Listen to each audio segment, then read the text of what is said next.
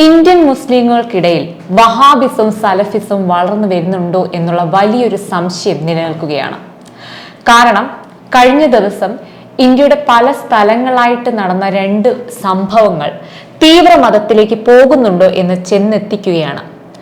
ഉത്തർപ്രദേശിൽ കഴിഞ്ഞ ദിവസം മുഹമ്മദ് സാജിദ് എന്ന ബാർബർ ഷോപ്പ് ഉടമ അയൽക്കാരന്റെ വീട്ടിലെ കുട്ടികളെ യാതൊരു പ്രകോപനവും ഇല്ലാതെ ആക്രമിക്കുകയും 2 കുഞ്ഞുങ്ങളുടെ കഴുത്തറക്കുകയും ചെയ്തു. ഇവിടെ ഇതൊരു മതപരമായി കണക്ട് ചെയ്യാനുള്ള കാരണം ഇവിടെ അയാൾ ആ കുഞ്ഞുങ്ങളെ കൊല്ലുക മാത്രമല്ല ചെയ്തത്, അവരുടെ ചോര കുടിക്കുകയും കൂടെ ചെയ്തു എന്നുള്ള വാർത്തകൾ ഉയരുന്നുണ്ട്. ആ നീചനെ പോലീസ് വെടിവെച്ചു കൊന്നു, സന്തോഷം. പക്ഷേ അയാളെ ഇത്തരത്തിലുള്ള അതിക്രൂര പ്രവർത്തനം ചെയ്യാൻ പ്രേരിപ്പിച്ച ഘടകം എന്താകും? അതും മുസ്ലിം മതവിശ്വാസികളുടെ പുണ്യമാസമായ ഈ നോമ്പ് കാലത്ത്. മരിച്ച കുട്ടികൾ ഹിന്ദു മതത്തിൽപ്പെട്ട കുട്ടികളുമാണ്. അതുകൊണ്ട് തന്നെയാണ് ഈ ഒരു സംശയം കൂടുന്നതും.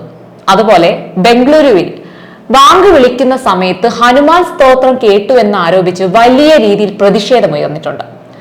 ഒരു തിരക്കേറിയ റോഡിലെ ഒരു മസ്ജിദാണിത്. ധാരാളം വണ്ടികളും ആളുകളും കടന്നു പോകുന്ന റോഡ്. അവിടെ ഒരു കടയിൽ, അതും ഒരു മൊബൈൽ ഫോണിൽ ഒരു പാട്ട് പ്ലേ ചെയ്തു എന്നതിൽ എന്താണ് തെറ്റ്? ഇവിടെ പ്രശ്നം പാട്ടല്ല, ഇട്ട പാട്ട് ഒരു ഹനുമാൻ സ്തോത്രമായി പോയി. അതാണ് പ്രശ്നത്തിന് തുടക്കം കുറിച്ചത്. ഈ 2 കാര്യങ്ങളും ഊന്നി പറയുന്നത് തീവ്രമതം തലയ്ക്ക് പിടിച്ചത് കൊണ്ടാണ്. ഹിന്ദു മുസ്ലിം സംഘർഷം നടത്താൻ മനഃപൂർവ്വം തീരുമാനിച്ചിറങ്ങുന്ന ഒരു കൂട്ടരുണ്ട്. 2 കുഞ്ഞുങ്ങളുടെ തലയറുത്ത് കൊന്ന് ചോര കുടിച്ചവന് പിന്നെ എന്താണ് ലക്ഷ്യം? പണമാണോ? അല്ലെങ്കിൽ പീഡനമാണോ? അല്ല, അവനിൽ കുത്തിവെച്ചിരിക്കുന്ന മതമാണ്. ഇതൊക്കെ ലക്ഷ്യം വെച്ചുകൊണ്ട് തന്നെയാണ് ഗവൺമെന്റ് CAA കൊണ്ടുവരാൻ ഉദ്ദേശിച്ചിരിക്കുന്നത്. മറ്റുള്ള രാജ്യങ്ങളിൽ നിന്നും പറിച്ചെടുത്ത ഒന്നാണ് ഈ സലഫിസവും വഹാബിസവും. അതുള്ളിടത്തോളം കാലം ഇത്തരത്തിലുള്ള അനീതികൾ രാജ്യത്ത് നടക്കും. CAA കുറ്റപ്പെടുത്തുന്നവർ ഒന്ന് ആലോചിക്കണം.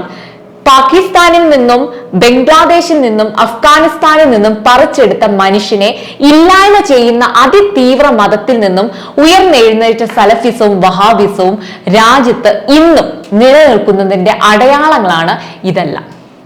കേരളത്തിലുമുണ്ട്.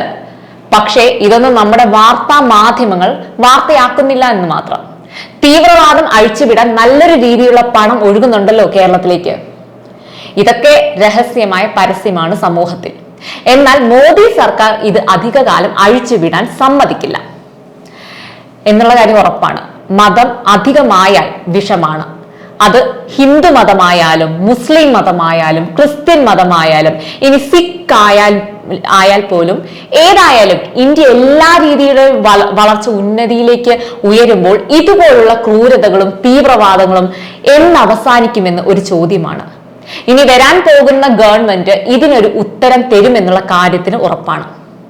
വിശ്വാസം നല്ലതാണ്, പക്ഷെ അത് അധികമായാൽ അത് വിനയാകും.